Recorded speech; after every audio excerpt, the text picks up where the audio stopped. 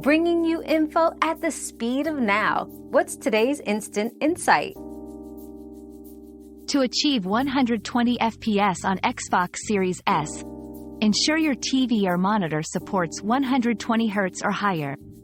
Adjust the display settings on your console by navigating to Settings, greater than, General, greater than, TV and Display Options and selecting 120 Hz under Refresh Rate.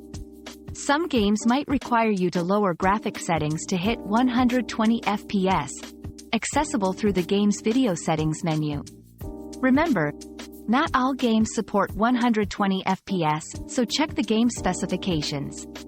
A high-speed HDMI cable is also crucial for maximizing performance. Our quest for knowledge never ends. Thanks for being part of today's discovery.